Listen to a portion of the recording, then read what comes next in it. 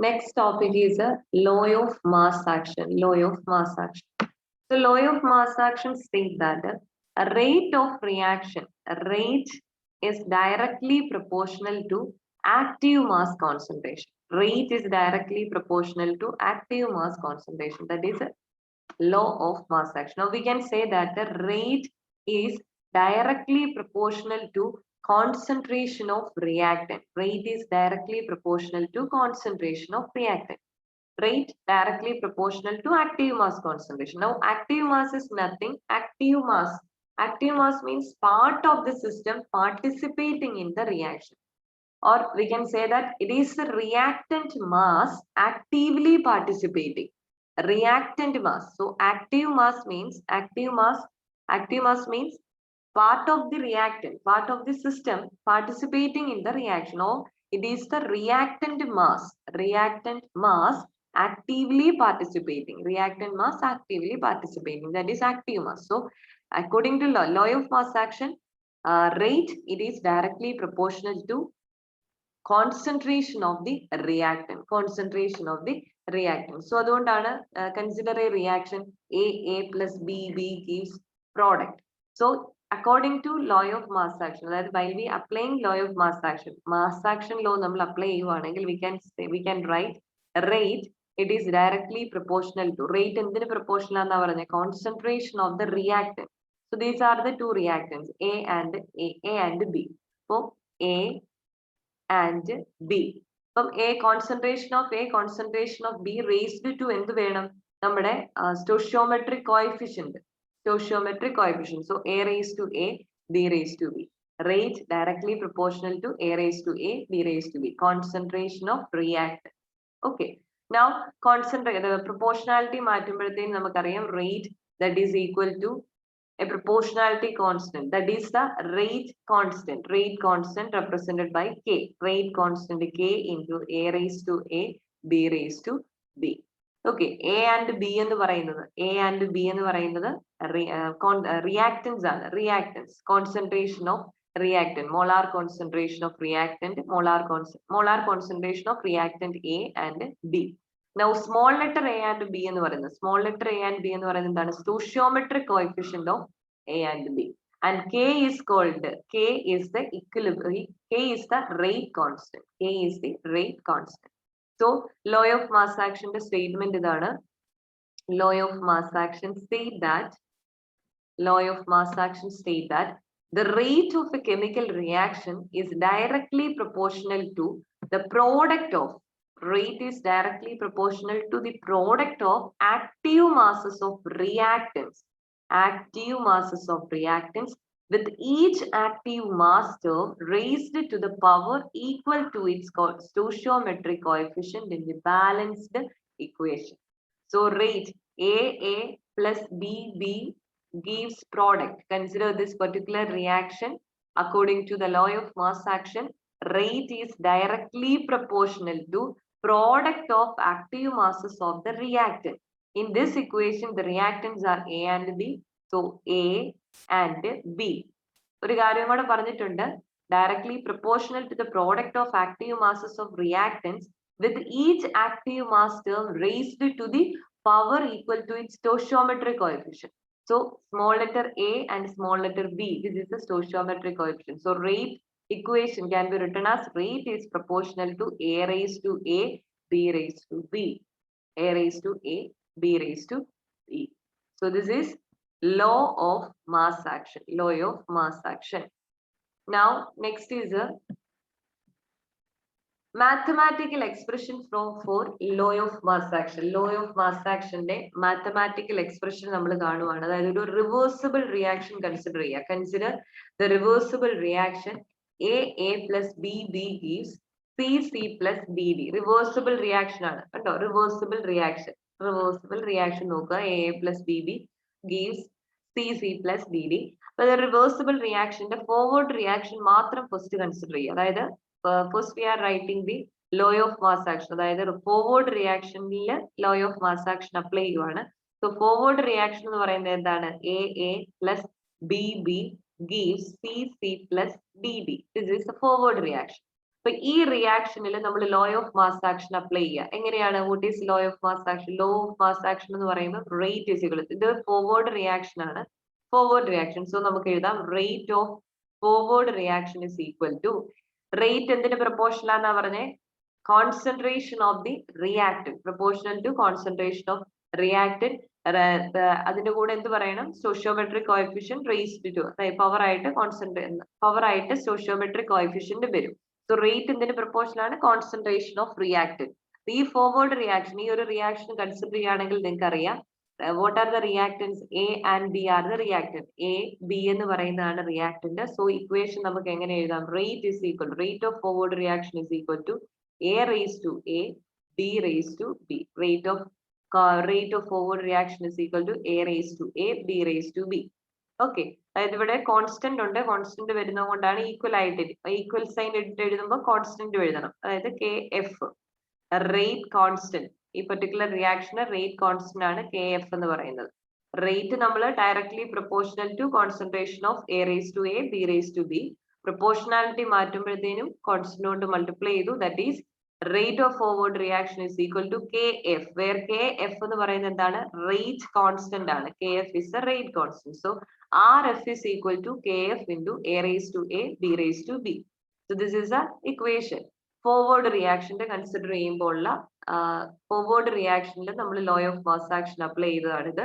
Now backward reaction, നമ്മുടെ same റിയാക്ഷന്റെ, same reversible റിയാക്ഷന്റെ ബാക്ക്വേർഡ് റിയാക്ഷൻ നമ്മൾ കൺസിഡർ ചെയ്യാണ്. Consider the backward reaction. ഇതായിരുന്നു നമ്മുടെ റിവേഴ്സിബിൾ റിയാക്ഷൻ. ഇതിന്റെ ബാക്ക്വേർഡ് റിയാക്ഷൻ എന്ന് പറയുന്നത് എന്താണ്? C plus D D gives A plus B B. This is the backward reaction. So rate എഴുതുക. Rate of backward reaction, rate of backward reaction അല്ലെങ്കിൽ rate of reversible reaction, reversible എന്ന് പറയാം. Rate of reversible reaction that is directly proportional to, എന്തിന് proportional ആണ്? Concentration of the reactant. ഇവിടുത്തെ reactant എന്ന് പറയുന്നത്, backward റിയാക്ഷനിലെ reactant എന്ന് പറയുന്നത് സി ആൻഡ് ഡി ആണ്. ഈ പെർട്ടിക്കുലർ റിയാക്ഷനിലെ റിയാക്ടന്റ് എന്ന് പറയുന്നത് സി ആൻഡ് ഡി ആണ്. So C raise to C D raise to D. Concentration of C raise to C D raise to D. Proportionality മാറ്റുമ്പോൾ rate is equal to rate of reverse reaction or rate of backward reaction is equal to K into KR C raised to C D raised to D. Where C and D എന്ന് പറയുന്നത് concentration ആണ്, molar concentration of C and D respectively.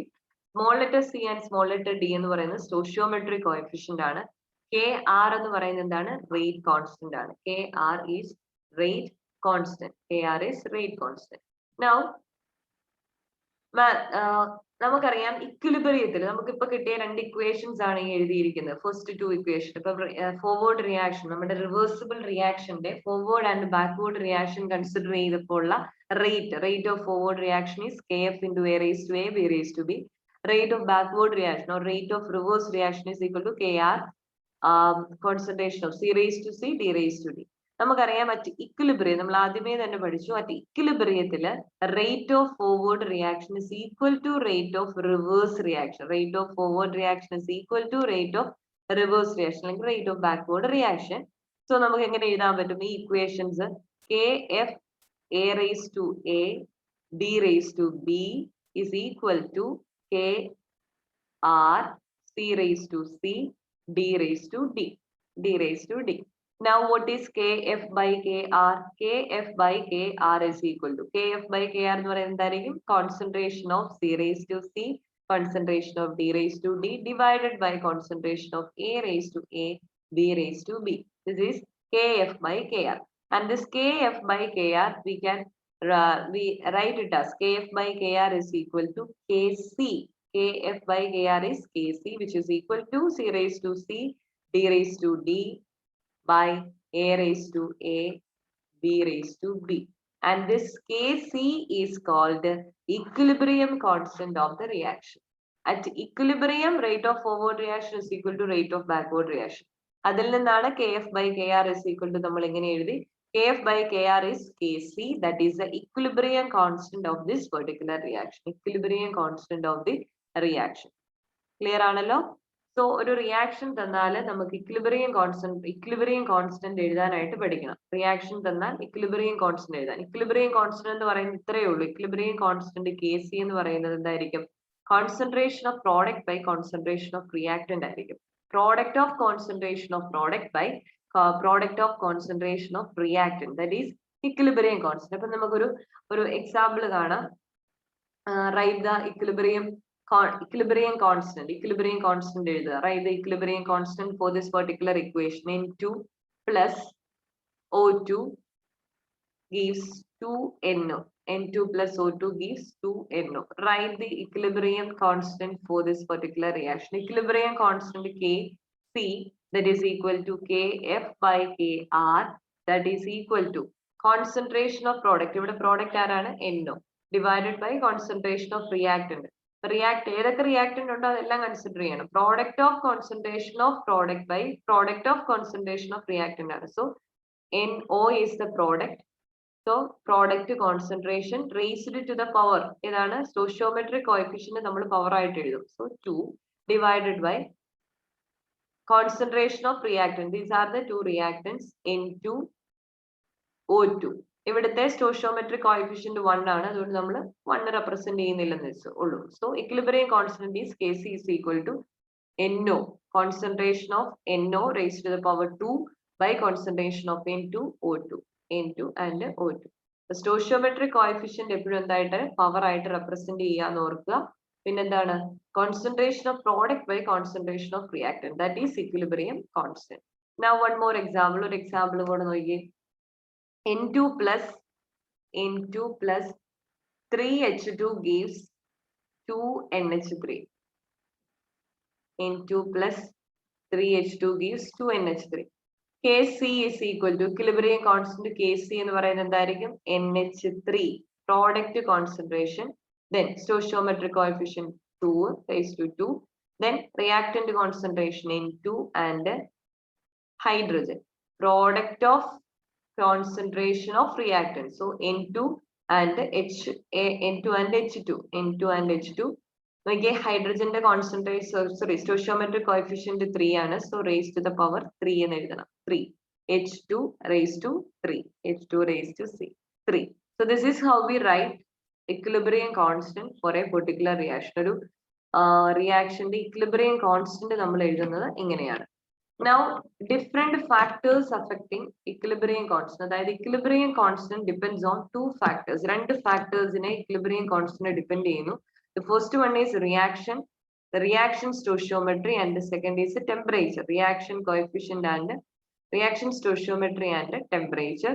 So first, എങ്ങനെയാണ് stoichiometry depend ചെയ്യുന്നതെന്നാണ് first നമ്മൾ കാണുന്നത്. stoichiometry depend ചെയ്യുന്നത് stoichiometry coefficient.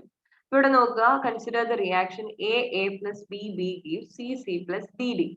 Okay, ഈ ഒരു particular റിയാക്ഷന്റെ എന്താണ് ഇക്വിലിബ്രിയം കോൺസ്റ്റന്റ് നമ്മൾ എഴുതിയിരിക്കുന്നതാണ്. K1 ഈസ് ഈക്വൽ ടു എങ്ങനെയാണ്? K1 A plus B gives C plus D. K1 is the equilibrium constant. Then when the reaction is reversed, ഇതേ reaction നമ്മൾ reverse ചെയ്യുവാണെങ്കിൽ C plus D gives A plus B എന്ന് പറയും. And equilibrium constant is a K2. Okay, this is the equilibrium constant. Now the equilibrium constant expression is inverted. അതായത് K1 എന്ന് പറയുന്നത് അല്ലെങ്കിൽ K2 നമ്മൾ എടുക്കുവാണെങ്കിൽ K2 is actually എന്താണ് 1 by K1. K2 is actually 1 by K1 ആണ് അല്ലെ? നിങ്ങൾ ചെയ്ത് നോക്കുവാണെങ്കിൽ നമുക്ക് കാണാൻ പറ്റും ഈ ഒരു പെർട്ടിക്കുലർ റിയാക്ഷൻ, അതായത് A plus B gives C plus D നോക്കുമ്പോൾ K1 is equal to what is K1? Concentration of C raised to C by concentration of D raised to D divided by concentration of A raised to A divided into concentration of B raised to B. Now, ഈ particular reaction K2 എന്ന് പറയുന്നത് നമുക്ക് എങ്ങനെ എഴുതാം? A raised to A, B raised to B divided by C raised to C, D raised to D. Okay, K1, K2. So K1 അല്ലെങ്കിൽ K2 എന്ന് പറയുന്ന K1 എങ്ങനെയാണ് റിലേറ്റ് ചെയ്തിരിക്കുന്നത്? K2 is actually 1 by K1. K2 is 1 by K1. So a relation ഓർക്കുക, K2 is equal to 1 by K1. ഒരു equation ഉണ്ട്, ആ equation നമ്മൾ റിവേഴ്സ് ചെയ്ത് എഴുതുവാണെങ്കിൽ K2 is equal to K1 ആദ്യം എഴുതി, then ഇക്വേഷൻ റിവേഴ്സ് ചെയ്ത് K2 എഴുതി. K2 is 1 by K1. K2 is 1 by K1. Now another thing is a multiple equilibria. Multiple equilibria എന്ന് പറഞ്ഞാൽ സിമ്പിൾ ആണ്, ബട്ട് ഓർത്തിരിക്കേണ്ടതാണ്. ഒരു റിയാക്ഷന് എ ഗീവ്സ് ബി, ഇതൊരു എയിൽ നിന്ന് എ എന്ത് ചെയ്യുന്നു, ബി പ്രൊഡ്യൂസ് ചെയ്യുന്ന ഒരു റിയാക്ഷൻ. അതുപോലെ തന്നെ B gives C, another reaction. അതുപോലെ തന്നെ എ ഗീവ്സ് സി. ഓക്കെ, ഈ ഒരു 3 റിയാക്ഷൻസ് നമ്മൾ നോക്കുവാണെങ്കിൽ ഈ 3 റിയാക്ഷൻ, അപ്പം എ ഗീവ്സ് ബി എന്ന് പറയുന്നതിന്റെ ഇക്വിലിബ്രിയം കോൺസ്റ്റന്റ് ആണ് K1, ഇത് K2 ആണ്, ദിസ് ഇസ് K3. അപ്പൊ നിങ്ങൾക്ക് അറിയാമോ K3 എന്ന് പറയുന്നത്, K3 is actually K1 into K2 ആയിരിക്കും. K3 is K1 into K2. അപ്പൊ നിങ്ങൾക്ക് അറിയാം ഈ രണ്ട് ഇക്വേഷൻ നമ്മൾ എ ഗീവ്സ് സി എന്ന് പറയുന്ന ഈ ഇക്വേഷൻ ആക്ച്വലി എങ്ങനെയാണ്, ഈ ബിയും ബി ഇവിടെ പോവുകയാണെങ്കിൽ എ ഗീവ്സ് സി കിട്ടും. So K3 എന്ന് പറയുന്നത് K1 into K2. അതായത് if a reaction can be expressed as a sum of 2 or more reaction, രണ്ടോ രണ്ടിൽ കൂടുതലോ റിയാക്ഷന്റെ സം ആയിട്ട് നമുക്ക് ഒരു ഇക്വേഷൻ എഴുതാൻ പറ്റുമെങ്കിൽ, ഒരു എക്സാമ്പിൾ, ഈ ഒരു ഇക്വേഷനെ നമുക്ക് എന്താണ്, ഈ രണ്ട് ഇക്വേഷന്റെ സം ആയിട്ട് എഴുതാൻ പറ്റും അല്ലെ. ഇത് രണ്ടും സമ്മപ്പ് ചെയ്യുമ്പോഴത്തേനും ഈക്വൽ ആയിട്ടുള്ള സെയിം ആയിട്ടുള്ള ക്യാൻസൽ ചെയ്ത് പോകുമ്പോൾ നമുക്ക് ഇത് കിട്ടും. So if a reaction can be expressed as a sum of 2 or more reaction, ഒരു റിയാക്ഷനെ രണ്ടോ മൂന്നോ റിയാക്ഷന്റെ സം ആയിട്ട് നമുക്ക് എഴുതാൻ പറ്റുമെങ്കിൽ the equilibrium constant for the overall reaction, ഈ overall reactionന്റെ equilibrium constant for the overall reaction, that is K3.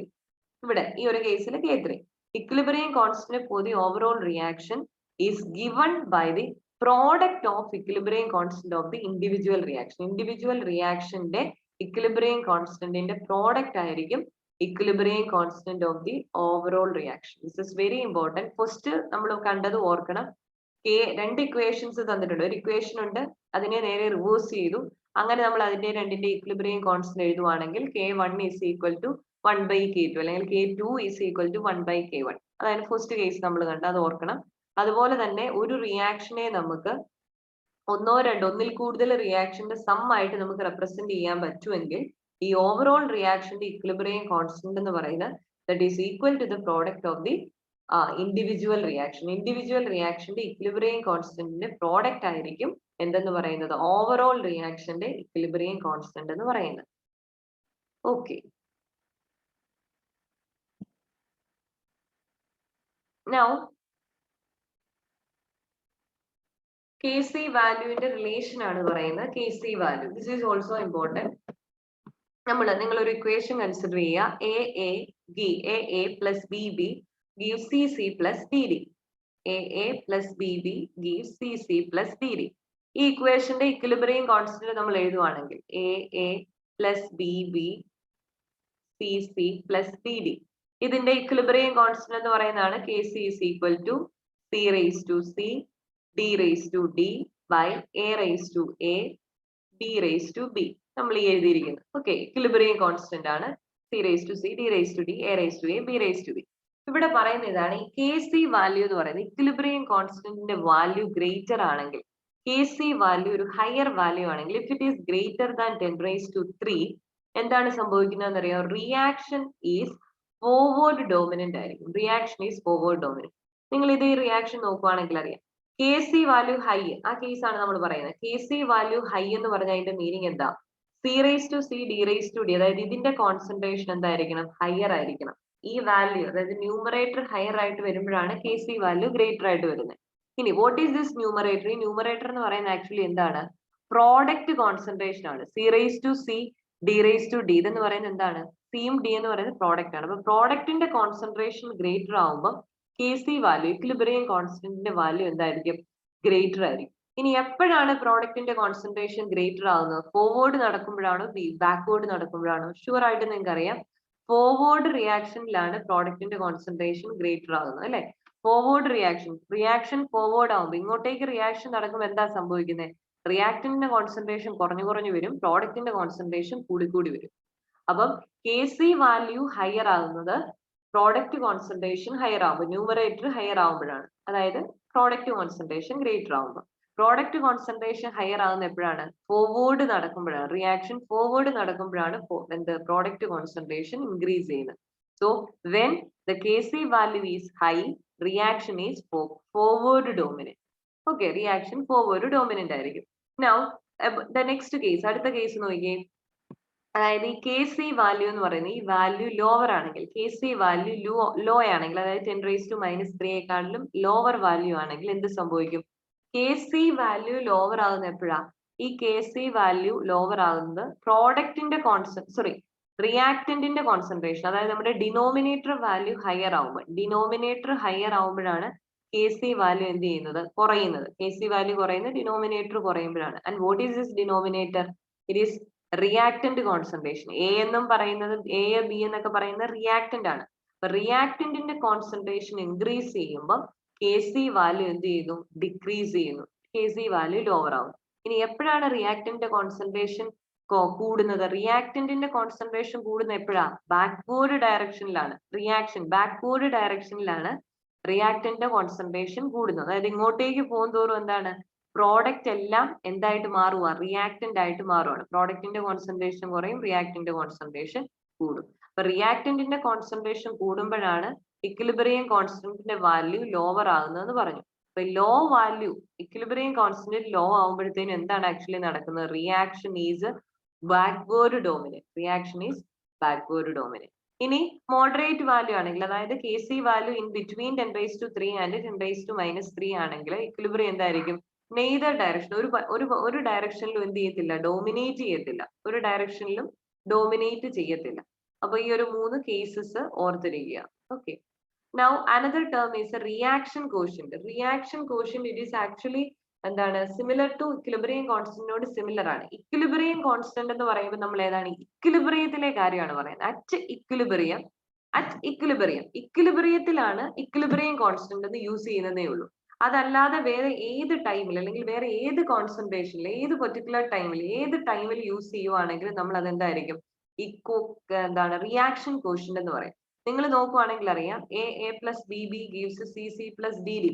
നമ്മൾ ആദ്യം കൺസിഡർ ചെയ്ത റിയാക്ഷൻ ആണ്. അപ്പൊ അതിന്റെ QC, അതായത് റിയാക്ഷൻ കോഷ്യന്റ് Q ആണ് ഈ തന്നിരിക്കുന്നത്. That is product concentration by reactant concentration. Product concentration by product of reactant concentration ആണ് റിയാക്ഷൻ കോഷ്യന്റ്. ഇത് തന്നെയല്ലായിരുന്നു ഇക്വിലിബ്രിയം കോൺസ്റ്റന്റിന്റെയും നമ്മുടെ expression K C is equal to എന്നും പറഞ്ഞ് നമ്മൾ എഴുതി എന്തായിരുന്നു? C⁻C D⁻D by A⁻A B⁻B. ഇതിന്റെ ഡിഫറൻസ് എന്ന് പറയുന്നത് എന്തേ ഉള്ളൂ? ഇക്വിലിബ്രിയത്തിലാണെങ്കിൽ അത് ഇക്വിലിബ്രിയം കോൺസ്റ്റന്റ് എന്ന് പറയും. ഇക്വിലിബ്രിയത്തിലാണെങ്കിൽ അതിനെ നമ്മൾ കെ സി അല്ലെങ്കിൽ ഇക്വിലിബ്രിയം കോൺസ്റ്റന്റ് നമ്മൾ റെപ്രസെന്റ് ചെയ്യും. വേറെ ഏത് ടൈമിലാണെങ്കിലും, at any point of time other than equilibrium അല്ലാത്ത വേറെ ഏത് ടൈമിലും, അല്ലെങ്കിൽ വേറെ ജനറൽ കണ്ടീഷൻസിലെല്ലാം നമ്മൾ എന്തെന്ന് പറയും? റിയാക്ഷൻ കോഷ്യന്റ് എന്ന് പറയും. അതായത് any other concentration apart from equilibrium, any other time other than equilibrium അല്ലാത്ത ബാക്കി എല്ലാ ടൈമിലും നമ്മൾ എന്താണ്? റിയാക്ഷൻ കോഷ്യന്റ് എന്നതിനെ റെപ്രസെന്റ് ചെയ്യും. So reaction quotient, it measures the relative amount of product and reactant present during a reaction at a particular point of time. Equilibrium ആയിരിക്കത്തില്ല, വേറെ ഏത് particular ടൈമിൽ, ജനറൽ കേസ് ആണ്, general condition. Other than equilibrium അല്ലാത്ത ഏത് ടൈമിലെയും നമ്മൾ represent ചെയ്യുമ്പോഴാണ് Q എന്ന് റെപ്രസെന്റ് ചെയ്യുന്നത്. Q. ഓക്കെ. ഇത് ഇവിടെ ക്ലിയർ ആയിട്ട് പറയുന്നുണ്ട്. K എന്ന് പറയുന്നത്, അതായത് equilibrium constant describes a reaction at equilibrium. ഇക്വിലിബ്രിയത്തിൽ വരുമ്പോഴത്തേനും ഉള്ളതാണ് നമ്മൾ പറയുന്നത്. അറ്റ് ഇക്വിലിബ്രിയം K എന്ന് നമ്മൾ റെപ്രസെന്റ് ചെയ്യും. K describes a reaction at equilibrium. Q എന്ന് പറയുന്നത് എന്തായിരിക്കും? Describes a reaction not at equilibrium. Equilibrium അല്ലാത്തത് വേറെ ഏത് പെർട്ടിക്കുലർ ടൈമില്, വേറെ ഏത് സ്റ്റേജിലും നമ്മൾ റെപ്രസെന്റ് ചെയ്യുമ്പോൾ എന്തെന്ന് റെപ്രസെന്റ് ചെയ്യും? Q അല്ലെങ്കിൽ റിയാക്ഷൻ കോഷ്യന്റ് എന്ന് റെപ്രസെന്റ് ചെയ്യും. സോ അതാണ് Q and K എന്ന് പറയുന്നത്, equilibrium constant and Q.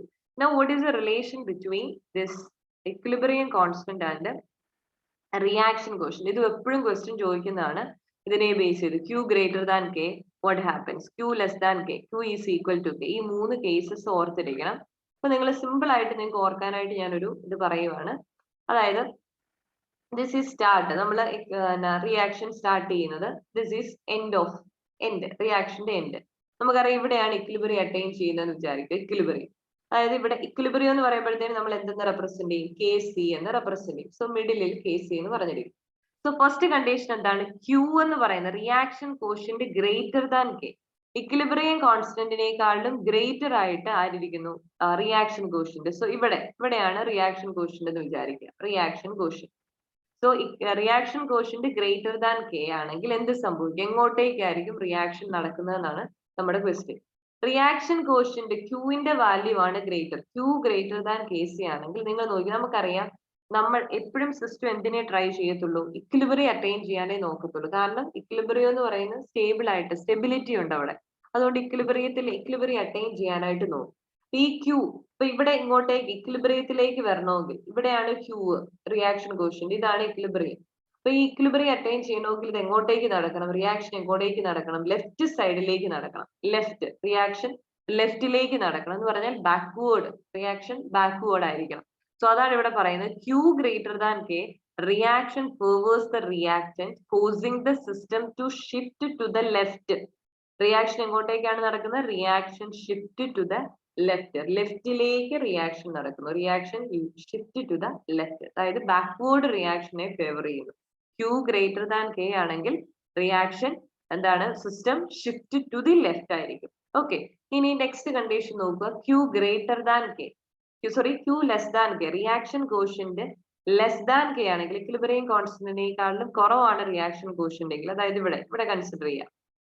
Reaction quotient എന്ന് പറയുന്നത് ലെസ് ദാൻ ഇക്വിലിബ്രിയം കോൺസ്റ്റന്റ് ആണ്. Reaction quotient less than equilibrium constant ആണെങ്കിൽ എങ്ങനെയായിരിക്കണം?